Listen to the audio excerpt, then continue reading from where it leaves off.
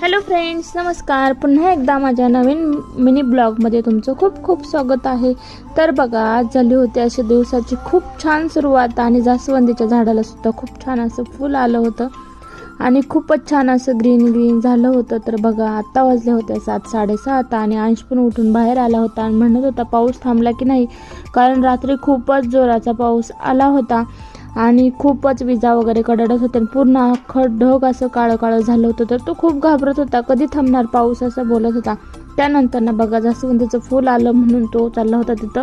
म्हणत होता मी हे फूल तोडू का? म्हटलं आता नको तोडू, ज्यावेळेस तू आंघोळ वगैरे करशील देवाला आपण ते फूल वाहू, मग तू ते झाडाचं फूल तोड. त्यानंतर बघा, समोर होता अशोकाची झाडं खूप छान असं तिथं आलेले आहेत आणि त्याचं चाललं होतं मम्मा ते बघ ख्रिसमस ट्री खूप छान आलेले आहेत. त्याला म्हटलं ख्रिसमस ट्री नाहीत बाळा, ते अशोकाची झाडं आहेत. तर बघा, म्हटलं चला आता पटपट आवरून घेऊया, कारण आता हा उठल्यानंतर ना कामं थोडीशी हळूहळूच होतात आणि आज त्याला सुट्टी आहे तर म्हटलं त्याला पण वेळ देणं खूप गरजेचं आहे. आणि अंशच्या पप्पांना पण जायचं होतं ऑफिसला आणि म्हटलं चला, तर ते उठले की खूपच गडबड करतात आणि मग टिफिन वगैरे बनवायला खूपच लेट होतं. तर बघा, अंश मग बसला गॅलरीत खेळायला आणि त्याने आजीकडून आणलं होतं खुरपं. तर त्या खुरप्यासोबत त्याचं खेळणं चालू होतं. म्हणत होता मी इथं शेती करणार आहे. तर म्हटलं इथे शेती कुठं करणार? तर म्हणतो मी झाडं लावणार आणि मग त्यांच्यासोबत शेती करणार, असं त्याचं चाललं होतं बोलणं.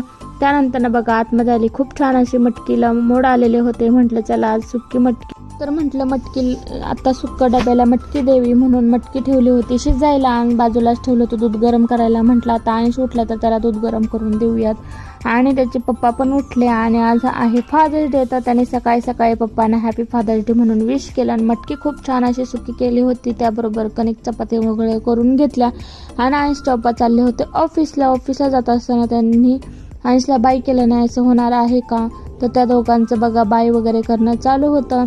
आणि त्याच्यानंतर ना बघा, अंश घरात आला आणि त्याचं चाललं होतं सकाळ उठल्यापासून की मला आज शेवया करून दे. म्हटलं ठीक आहे, तुला नाश्त्याला आज शेवया करून देते. आणि त्याचे पप्पा गेले आणि तो रिमोट घेऊन उभा राहिला होता आणि म्हणत होता आज टी व्ही चालू कर. पण टी व्हीचा रिचार्ज संपला होता. त्याला म्हणलं थोड्या वेळाने आपण टी व्हीचा रिचार्ज करूया आणि मग मी तुला टी व्ही लावून देईल, तोपर्यंत तू इथं चेअरवर बस, मी तुला शेवया करून देते.